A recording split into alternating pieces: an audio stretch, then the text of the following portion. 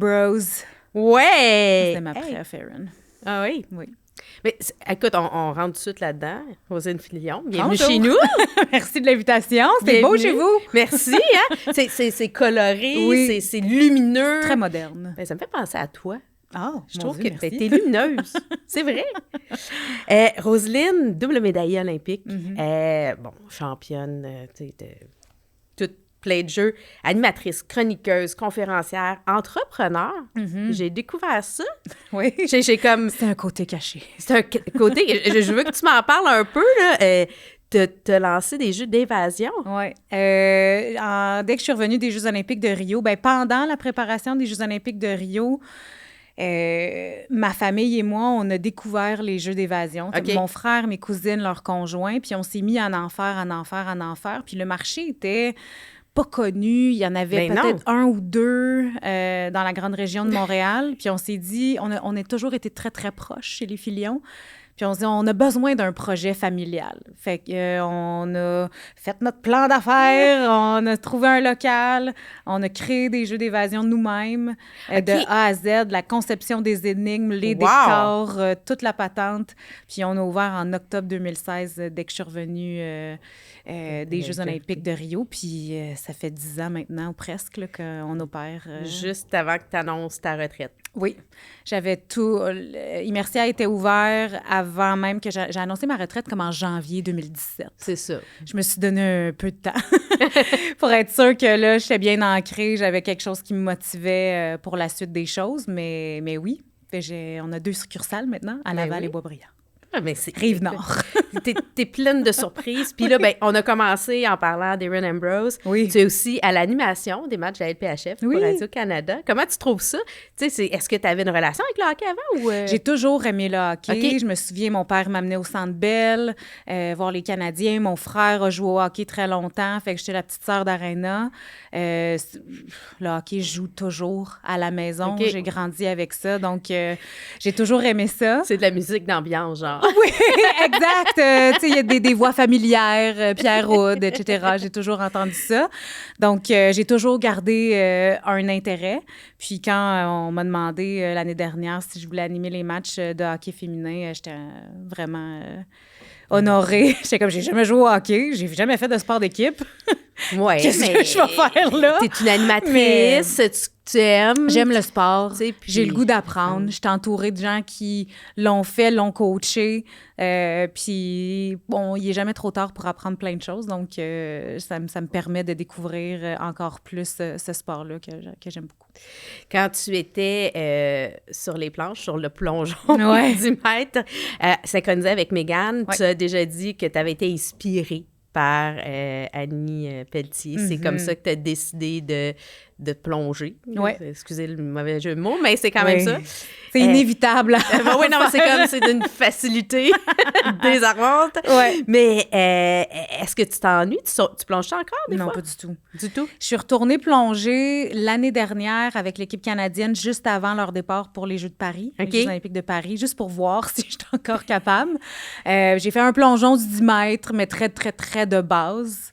Mais quand même. Mais j'avais encore quelques trucs, mais ça s'entretient pas du plongeon. C'est super difficile. Il y a des muscles qu'on utilise en plongeon, mais que dans la vie en général, tu sens pas que tu as dans ton corps. Fait que c'est sûr que l'impact est très douloureux. Puis surtout que je me rappelais le niveau que j'avais quand j'ai arrêté. Puis maintenant, j'ai pas ce niveau-là. Donc, ça doit être c'est vraiment fâchant. mais je suis curieuse, là. Quel muscle tu utilises qu'on n'utilise pas dans la vie? Tout ici, là. Moi, les miens sont très développés. Les trapèzes. Mais pas pour les mêmes raisons. Mais je suis quand même très carrée des épaules à la base. Mais avec l'impact du 10 mètres, quand je plongeais, tout ici était gonflé. Fait que j'avais l'impression que mes muscles de cou me dépassaient par là. Puis là, j'ai tout pu ça.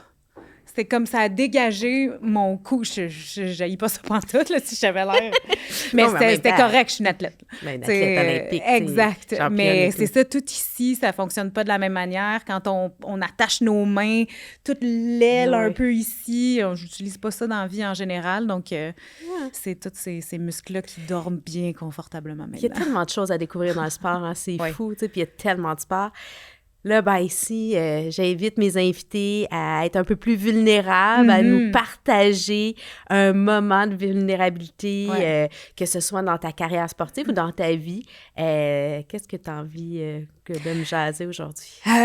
Plein de choses. Allons-y. Mais je commencerai peut-être par le moment le plus difficile ou le défi le plus intense à relever dans ma carrière sportive. Ça a été quand j'ai fracturé ma cheville 8 mois avant les Jeux de Rio. Ah oui, moi, j'ai été très, très, très chanceuse dans ma carrière d'athlète. Très peu de blessures et aucune qui m'a enlevée complètement du plongeon ou que je devais être assise sur le bord de la piscine puis regarder les autres. Ça m'était jamais arrivé en 20 ans. Puis l'année olympique, on est en décembre 2015. Les qualifications olympiques de manière internationale pour les quotas étaient en février. Puis j'étais à l'entraînement pour les championnats nationaux à Saskatoon. J'aime le Saskatoon, dans le fin fond de l'ouest de la Saskatchewan. Puis, je fais des exercices de routine, des périlleux à tomber sur un matelas. Puis, fouille-moi pourquoi, j'ai aucune idée comment ça s'est passé. Mais moi, je pars d'une petite plateforme, donc une boîte en bois pour sauter sur un matelas mou. Puis, il y avait un petit espace entre la boîte et le matelas.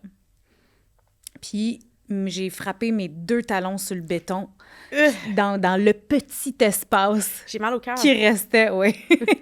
Puis, j'ai fracturé ma cheville verticalement. Ouch. J'ai été 2 mois dans le plâtre. Donc, ça a été... On s'entend, plâtre, tu peux pas aller dans la piscine, même pas nager, là. Non. J'avais passé des radiographies, ils m'avaient dit non, c'est pas cassé, mais parce que c'était vertical dans l'os, ils le voyaient pas. Fait que j'ai été faire une résonance magnétique en revenant ici, puis ils sont comme, on va peut-être falloir t'opérer, on sait pas. Et là, c'est la déconfiture. Ben oui, ma carrière est finie. Je sais que c'est mes derniers Jeux olympiques, que c'est fini après, j'ai 28, 29 ans, ça fait 20 ans que je plonge. Je suis à ce moment-là, j'étais à mon meilleur dans ma carrière. Plus je vieillissais, meilleure je devenais, plus mature j'étais. J'aimais ça, aller m'entraîner, d'être à mon affaire, puis être dans le gym avec mon objectif précis. J'avais tout redécouvert ça à la fin de ma carrière. C'était devenu une routine pendant plusieurs années. Puis là, j'avais comme une nouvelle motivation. T'avais retrouvé ta passion? Ouais, mais je m'étais entourée de gens qui croyaient beaucoup en mon potentiel, donc c'était hyper motivant. Puis j'avais changé toute mon équipe qui m'entourait 4 ans avant les Jeux de Rio. Donc, j'étais comme, c'est mon année, ça va bien. Je suis dans le top 3 mondial individuel, top 2 en plongeon synchronisé. La gloire s'en vient. J'étais prête, là. Bang! Puis ça s'effondre complètement. C'était mon pied droit, je pouvais pas conduire. Ma mère est venue habiter chez nous pendant 1 mois pour m'aider. Mon entraîneur venait me chercher chez nous pour que je puisse aller à la piscine puis vivre avec la gang. Mais est-ce que c'est pas plus frustrant, quasiment, de pas pouvoir aller dans l'eau ou ça t'aidait quand même mentalement? Parce que je me sentais moins rejet d'être seule à vivre ma peine. Là, je regardais les autres. J'avais mon préparateur mental qui venait à la piscine, puis on avait des stratégies de visualisation. Je faisais beaucoup d'exercices dans le gym pour pas perdre ma musculature ou perdre mes muscles. Donc, j'avais un plan, là. Puis ça, tu sais, c'est arrivé un petit peu avant Noël. Puis toute l'équipe que j'avais, le médecin, là, on est le 25 décembre, on est tous au téléphone. Tout le monde a leur vie de famille, puis ils étaient tous au téléphone avec moi. Nourriture, voici ce que tu dois faire. C'est fou, hein? Exercice, qu'est-ce que tu vas avoir? On te faire une botte pour aller dans l'eau, tu vas pouvoir nager. Fait qu'après un certain temps... T'as été capable. J'ai été capable. Fait que tout ça paraît bien comme ça, mais la qualification olympique est au mois de février. Fait que décembre, janvier... février. J'ai pris l'avion. Ils m'ont donné une chance. Ils m'ont dit, tu vas accompagner l'équipe à la Coupe du monde, qui était dans la piscine olympique à Rio. Puis tu pourras regarder les gens, mais tu plongeras pas, puis etc. On va s'arranger plus tard. J'étais déjà qualifiée pour le plongeon synchronisé, mais ma qualification individuelle était super importante pour moi. Donc, je me rends là-bas, j'ai ma physio, puis j'ai fait une première crise d'angoisse dans l'avion. Parce que j'avais parlé avec mon entraîneur, puis mon entraîneur était comme « Oui, on va recommencer à s'entraîner, on va plonger, ça va bien aller, c'est plus cassé, fait qu'il n'y a plus de problème. » Oui, mais la douleur est encore là, puis je boite. Je me vois pas me pitcher d'un tremplin, d'une plateforme en boitant. Mais non, mais t'as mal. Oui. Fait que ça va juste augmenter ton mal parce que le choc, exact. Tu sais, là, je veux dire, t'as beau bien rentrer, il y a une pression. Ben, il y a un impact à la plateforme aussi. Je punch. Il y avait tout ça autour. J'ai pas plongé depuis 2 mois. Faire un entraînement de plongeon, t'es raqué comme ça, aucun sens. Fait que je sentais qu'il me poussait très, très, très, très vite, plus vite que j'aurais voulu. Fait que je commençais... J'avais jamais fait ça, des crises d'angoisse de ma vie. J'en ai fait une dans l'auto avec mon père en me disant « Mais j'y arriverai jamais. Ma carrière est finie. » Puis j'en faisais à répétition. Puis arrivé là-bas à l'entraînement, mon coach me dit « Il reste 12 jours avant la ronde préliminaire. » Attends une minute, là. Wow, là, je suis pas... Il dit « Il reste 12 jours. On a 12 jours entre le moment où j'ai enlevé ma botte de marche et les rondes préliminaires des compétitions. Et pour te qualifier pour les Jeux, il faut que tu finisses dans le top 18 de la ronde préliminaire. » Fait que les demi-finales puis les finales, on s'en fout. Il fallait juste que je fasse les préliminaires. Mais comment fait que j'étais comme, là, je sais pas, j'ai pas fait de 10 mètres, puis il y a un plongeon où je cours que je peux pas faire. Il dit, mais j'ai une idée, on va apprendre un nouveau plongeon. Ben oui, toi, chose. Ça fait 3 mois que j'ai pas plongé. Ah oui, puis il était sans pitié, là, tu sais, il me poussait à fond. Puis en même temps, je me disais, mais si j'essaye pas? Tu le sais pas. Je le sais pas. Je vais regretter. Mais j'avais peur, j'avais honte. J'étais comme, je peux pas aller sur la plateforme puis avoir l'air de ça puis d'être poche.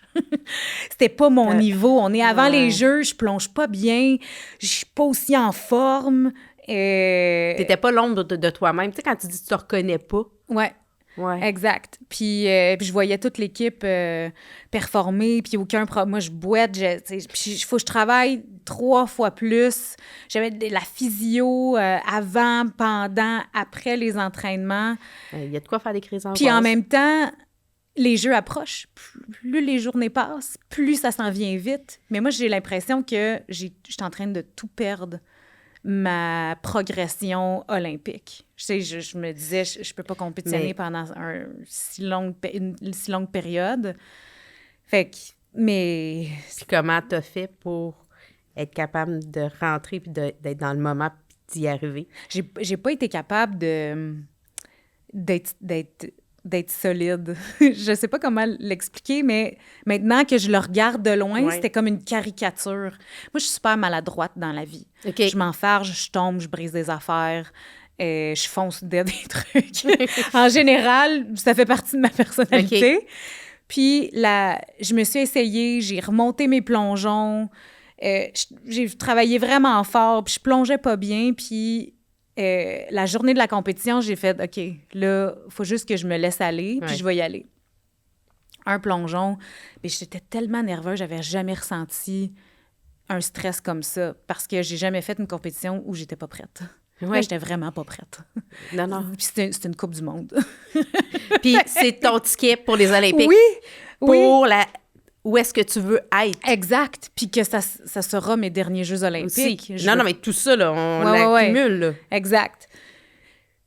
Puis donc, le premier plongeon arrive sur la plateforme, c'est la plongeuse avant moi. Puis, je sais, j'ai ma petite serviette, je mets mon chamois.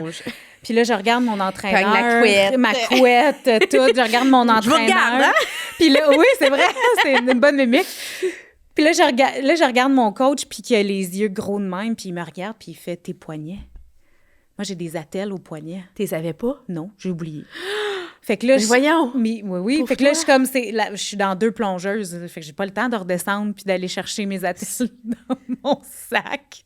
Non! Mais je peux pas plonger du 10 mètres, je vais me faire mal aux poignets sans mes attelles. Fait que là, je suis comme « Mais je boite! Je peux pas redescendre! » Donc, j'en ris, mais c'est pas drôle! Ah non, ben je pleurais. C'est là, ça commence comme ça, ma compétition. Ben ouais. Hey, mais... Fait que je suis descendue en boitant, je sautais une marche à la fois. Mon coach est remonté. Je suis remontée, j'étais à bout de souffle. Puis c'est comme Roselyne Filion au Canada. Puis là, je suis là... OK. Un plongeon après l'autre. Puis c'est pas si pire. Tu sais, mes objectifs à la compétition individuelle, ça a été jamais de faire un top 18, c'est top 6 en montant. Oui. Donc, le plus je plongeais, plus ça avançait, plus je m'en allais comme ça. Oh. Là, j'ai plus d'énergie, j'ai mal à la jambe, mais tu sais, c'est pas la fracture qui me fait mal, c'est tout autour. C'est la vie. Mais non, mais oui, mais pas juste ça, c'est parce que t'as pas pu l'entraîner comme il faut. Ben fait non. que tous tes muscles Exact. qui travaillent pas dans ton quotidien habituellement, Ouais. même si ça fait pas si longtemps, ça va vite tout perdre. Ouais. Fait que là, je suis rendue à mon dernier plongeon, puis je le rate complètement, là, je tombe en pleine face. Puis je savais que avant mon dernier plongeon, j'étais comme 19e, 19e, fait que j'étais vraiment à la limite. Fait que c'est fini. Fait que là, c'était un gros bébé là. J'étais allée dans un coin pleurer comme un bébé. J'étais là, ça vient de s'effondrer. Mes Jeux olympiques, ça va être une épreuve, alors que j'ai tellement travaillé fort dans les 4 dernières années pour démontrer que je suis dans le top 3 mondial dans son ensemble. Pas juste en... C'est ça. Puis je me souviens juste que dans mes grosses larmes, j'appelle mes parents. Puis la compétition n'est pas finie, là. Moi, j'ai décroché, là. La compétition n'est pas finie. Non, mais toi, dans ta tête, c'est fini. C'est fini. Puis je descends, j'entends toute mon équipe descendre. « Roselyne, t'es 18e! » Je l'ai fait flush. J'ai réussi à me qualifier flush. Même si t'as manqué même ton si dernier. j'ai raté le dernier. Oui. Fait que c'était assez spécial de... Puis c'est hyper drainant comme émotion à long terme, tu sais. Fait que les jours qui ont suivi, puis j'avais pas refait mon nouveau plongeon qui me faisait mal, ça a empiété sur les compétitions. Ça a été dur sur Megan aussi. Oui. Alors qu'elle devait s'ajuster. Moi, j'étais pas capable de sauter à la même hauteur que d'habitude. J'avais pas assez de force, je l'avais pas développée. Fait qu'il fallait que lorsqu'elle saute moins haut. Mais quand tu sautes moins haut... Oui, t'as pas la même amplitude, t'as pas le même temps de réaction, l'eau arrive plus vite, tout est... Oui. Fait qu'elle finit pas ses plongeons comme il faut, il y a pas de la belle qualité. Puis là, c'est devenu un pattern où tout ce qu'elle fait est pas bon. Fait qu'elle puis dans son individuel, après, elle revient, puis elle est comme, je suis tout mêlée. Oh my God, on oublie ça. Hein? Ouais. Fait qu'elle, d'avoir fait le sacrifice pour que le synchro, ça marche, puis que nos notes de synchronisation soient bonnes, elle fait un méga sacrifice, puis elle est frue, là, elle haït tout. Là. Fait moi, je me sens hyper mal parce que à chaque fois, j'étais comme, je fais de mon mieux. Hein. Je saute vraiment le plus haut que je peux. Au plus de ta... Puis je suis pas capable. Fait que ça a été une année tellement bizarre puis c'est là que, même aussi, Megan et moi, on s'est assises, on s'est parlé, puis on était comme, OK, on va s'en sortir. Moi, je me sens comme ça. J'ai dit, là, c'est gentil, je t'aime beaucoup, t'as pensé beaucoup à moi, mais là, ça va, tu peux penser à toi. Puis si le synchro, il est pas bon, le synchro, il sera pas bon. Qu'est-ce que tu veux que je te dise? Mais ça demande beaucoup de maturité de ta part de faire ça. Ben c'est 20 ans d'amitié. Ouais. Puis c'est pas évident, là. Tu voyais qu'elle... était préqualifiée pour les Jeux, c'était une bonne année, puis finalement, elle a suivi ma descente aux enfers. Qui est causée par une blessure. C'est pas par un manque de vouloir ou d'engagement. Là, non. C'est une malchance. Ouais. C'est le cas de le dire, c'est plate, là, mais... Ouais. Donc, il y a ce moment-là où... J'ai travaillé énormément mon mental pour me dire que le sport, c'est pas toute ma vie. La médaille, c'est pas toute ma vie. Je suis plein d'autres choses et j'ai une valeur, même si j'ai pas de médaille olympique. Je m'étais conditionnée à ça, là, que j'allais pas en gagner une à ces Jeux-là. Puis c'est drôle parce que je parlais avec mon préparateur mental presque tous les jours, puis il était pas là au jeu avec moi. Puis la veille de la compétition, puis je faisais des cauchemars, là. Ah ouais, hein? Oui. Mais puis c'était en même temps qu'on ouvrait Immersia. Fait que je rêvais que pour savoir quelle place j'allais finir, je devais résoudre une énigme. Sauf toi! Tu te lèves, t'es fatiguée. Oui. Mais je me souviens de la dernière conversation avec mon psy, qui est Fabien Abéjean, que j'aime de tout mon cœur, que j'aimerais toujours. On dirait qu'il y a eu un déclic. J'étais comme, j'ai compris. Aujourd'hui, je m'en vais plonger, puis je vais faire de mon mieux, puis ça va être bien parfait. Fait que si j'ai pas de médaille, j'en ai pas aujourd'hui. Si j'en ai pas demain, je changerai pas comme personne. Je vais avoir la même valeur. Je vais avoir la même valeur. Puis en même temps, ça faisait une super belle transition parce que c'était fini après ça. Là. Je savais que j'en avais plus à l'intérieur de moi. Non, quand tu as 28 aussi en plongeon, là, on s'entend, là, quand tu regardes, on peut analyser, c'est plus jeune. Là. Oui. J'étais dans les plus vieilles, à Rio. Puis j'avais même pas 30 ans. Oui, non, c'est ça. Il me semble, c'est une discipline qui est quand même... qui demande beaucoup d'énergie. Mais non, ça a été l'épreuve une des épreuves. Je pense que j'en ai eu 2 majeures, épreuves difficiles dans ma carrière. Ça en a été une. Puis la deuxième, pour l'entendre, va falloir aller sur l'extra parce que c'est sur l'extra qu'on va en parler. J'ai envie qu'on parle rapidement, mais quand même, parce que tu as écrit une lettre à Megan, justement, très touchante, en 2021. Oui. Et moi, ça m'a touchée. Puis je l'avais lu à l'époque, puis je l'ai relu. Puis j'aimerais ça que tu nous en parles, parce que, justement, tu parles de cette amitié-là, puis on dirait qu'elle prend encore plus en tout cas, je l'avais on dirait, encore plus d'émotion avec quand tu me racontes tout ce qu'elle a fait aussi pour toi, mais pour vous, en fait, pour votre performance. Je veux juste que tu nous parles de cette... Faut que je me remette dedans, ça fait longtemps que j'ai pas pensé à ça, mais... Parce que tu as fait preuve de beaucoup de vulnérabilité, d'ouverture. Tu y as écrit, mais c'était une lettre ouverte à tout le monde, tu sais, que tu nous as... Je me souviens, quand j'avais parlé avec le journaliste qui l'a écrite en mon nom, c'était avant que Megan parte pour les Jeux olympiques de Tokyo. Oui. Puis là, c'est super égoïste de dire ça, mais c'était premier jeu sans moi. mais c'est pas égoïste. Vous aviez développé cette chimie-là, vous aviez plongé en synchro. Les deux, vous faites du plongeon individuel, mais quand même, tu sais. Puis le 4 ans entre les Jeux de Rio, mais 5 ans à cause de la pandémie. Exactement. Les Jeux de 2020 ont été reportés d'1 an. Pandémie, puis elle, sa maison a brûlé. Perte totale, plus rien, démunie, même plus de paire de bas. Ça, je vais me souvenir de cette image-là toute ma vie quand je suis allée lui porter une valise de linge. Elle ouvre la porte, puis comme j'ai même pas de bas. T'en as pas besoin pour plonger. J'étais comme, c'est correct, j'en ai.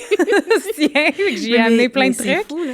Fait qu'elle avait vécu une année d'enfer, un 4 ans d'enfer. Puis il y a eu un moment, moi, quand Megan savait que j'allais prendre ma retraite, que j'allais pas faire d'autres Jeux olympiques, mais pensait pas que j'allais me retirer aussitôt. Je lui avais dit, je vais faire une autre saison, je vais faire les championnats du monde de 2017 juste pour faire un dernier tour de piste. Oui. C'est pas ça qui est arrivé. T'en avais plus, mais avec l'année que t'avais vécue, tu pouvais plus. Non, j'étais plus capable. Je me souviens, sur le 10 mètres à Rio, je me suis dit, pourquoi je me fais vivre ça? J'ai plus besoin de me faire vivre ça. Ce stress-là, ça me tente plus. J'ai pas compétitionné encore. Mais je me souviens juste que je vais finir ça, puis après ça, je pense que on ça va l'a commencé, on va le finir, puis après ça, on passera à autre chose. Exact. Puis ça a été... La personne à qui ça a été le plus difficile de le dire, évidemment, ça a été Megan, puis j'ai même pas eu besoin de le dire. La journée que je suis allée la voir, elle m'a regardée, puis elle m'a dit « T'arrêtes, hein, t'es venue pour me dire ça. » J'ai dit « Ah oui », puis... Le nombre de fois qu'elle m'a appelée en pleurant, en me disant « Pourquoi t'es pas là? Pourquoi tu reviens pas? Tu me laisses tomber? » J'étais « Mais je te rends pas service si je continue parce que ça me tente pas. Je mettrais pas autant d'efforts. » C'était difficile avec la nouvelle partenaire qui avait pas d'expérience. Il y avait genre 12 ans d'âge de différence. Oui. Nous, on a grandi, on a appris le sport ensemble. Il y a plusieurs fois qu'elle a voulu arrêter de plonger. Fait que c'était comme mon hommage de dire, regarde, tu voles de tes propres ailes, t'es bonne. T'as été... devant les médias, quand on était souvent ensemble, je prenais beaucoup de place. Mm-hmm. C'est juste moi qu'on entendait en entrevue majoritairement, à sa demande aussi. Puis là, je la voyais sortir de son cocon, puis être bonne en entrevue, être souriante. Fait que j'étais vraiment contente qu'à un moment donné, elle a fait « OK, j'ai pas voulu le rôle de la plus vieille de l'équipe, puis d'être la maman de l'équipe, mais là, je l'ai, puis je vais m'en servir. » Puis aujourd'hui, Megan est entraîneur de plongeon, puis elle aide les autres jeunes à se développer. Fait que, tu sais, tout ça, c'était... Elle l'aurait peut-être pas découvert, ça n'aurait pas eu à être par elle-même. Exact. Elle adore les enfants, a toujours été bonne avec les conseils. Puis je trouvais que le moment était bon. Puis j'étais comme, vis tes derniers Jeux olympiques, là. relax, t'as rien à prouver à personne. T'as 3 médailles olympiques déjà. Non, mais... Ça va. C'est plus que ben du monde peuvent dire. On va utiliser les vraies affaires.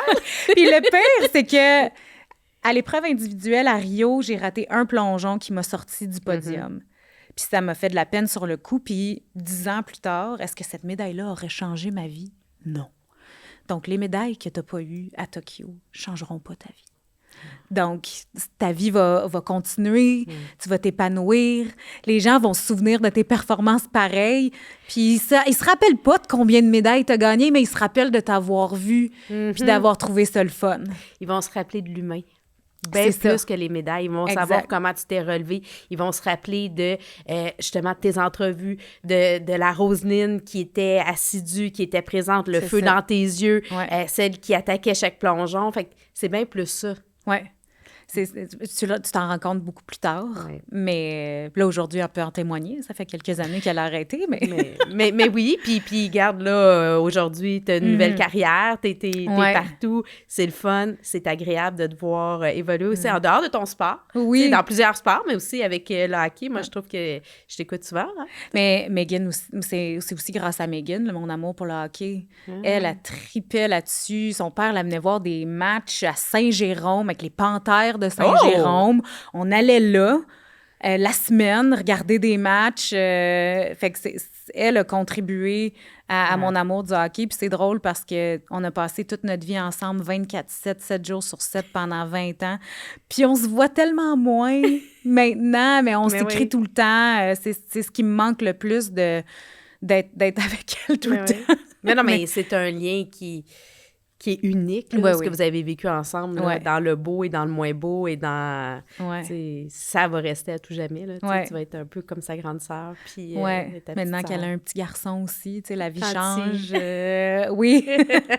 Ben, Roselyne, merci d'être venue te raconter sur le balado Le genou à terre. Je t'invite à signer mon tableau d'or. Yes! Je me fais ce petit plaisir-là parce que j'ai la chance d'avoir des belles personnes sur le balado. Oui. Je t'invite. J'essaie de deviner. Oui, sont les signatures. Tu peux essayer de deviner. Je connais des invités que tu as eus, mais les signatures, c'est tout le temps plus difficile. Oui, non, c'est ça. Qui est qui? Qui a signé? Justine est là. Oui. Mais quand on parle, justement, là, tu me dis de quoi qu'on se rappelle. Tu sais, Justine sur le balado, quand le moment olympique. Qu'elle chute, puis mais qu'elle se relève, puis qu'elle finit, puis qu'elle se rend jusqu'au bout. Pour moi, c'est comme... Ça vaut toutes les médailles. Ouais. Moi, c'est la leçon là, que ça apprend. Je vais toujours me souvenir de son entrevue après la compétition. Elle a pris 5 minutes pour se remettre. Oups. Puis elle était solide, puis elle était comme « Ceci ne me définit pas. C'est pas comme ça que j'aurais voulu que ça finisse, mais j'ai une carrière extraordinaire. » C'était comme « Oh! » Puis c'est pas fini. Non! Elle a juste retrouvé une autre voie, comme toi. Exact! C'est ça qui est... Donc, à la maison, n'oubliez pas de vous abonner à chaosport.tv sur la chaîne YouTube. Vous êtes plus de format audio ou sinon, chaosport.tv, la plateforme, il faut s'abonner pour avoir les extras. Hein? D'ailleurs, on va parler de ça, les extras. Là. Oui. Roselyne. Oui. Deuxième histoire à nous partager au niveau vulnérabilité. Disons que la première est assez intense. Oui, puis c'est drôle parce que celle-là définit un peu le futur dont je t'ai parlé un peu plus tôt. C'est, tu sais, après les Jeux de 2012, c'était mes 2e Jeux olympiques, j'étais arrivée aux Jeux, j'étais brûlée bien raide. J'avais fait toutes les compétitions de la saison. J'avais eu aucune journée de congé pendant les Jeux olympiques. J'avais beaucoup de questions sans réponse de l'entourage que j'avais. Pourquoi je fais telle chose? Pourquoi je me concentrerais pas sur ça? Moi, j'ai besoin d'améliorer ce point-là. Je sentais que je gagnais en maturité sur ma préparation physique, ma préparation mentale, sur comment je devrais m'entraîner. Je commence à connaître mon corps. Je commence à connaître ce dont j'ai besoin. Puis à un moment donné, on m'avait dit, écoute, moi, on m'imaginait jamais aller aux Jeux olympiques, on m'imaginait jamais gagner des médailles. Moi, j'étais pas assez talentueuse. J'étais l'athlète la plus sous-estimée au monde. Oui, vraiment. Imagine. Puis même encore des fois, à la fin de ma carrière, on me disait hey, « T'étais pas la plus talentueuse, mais t'étais celle qui travaillait le plus fort. » Ben, mais excuse-moi. Attends une minute, là. Il y a du monde qui te dit ça. Oui. Ben voyons, t'es-tu sérieux? Oui. Tu sais, comme c'est une compétition que c'est la performance, t'es jugé. Tu sais, c'est pas genre le premier qui arrive à fil d'arrêt. Tu sais, comme quelqu'un s'est enfargé, tu réussis à gagner. C'est pas ça, là. C'est ta performance, c'est ton talent. Ouais. T'as du talent, oui, t'as travaillé fort, mais... Oui, on me disait souvent que, justement, qu'il fallait que je travaille plus fort, que...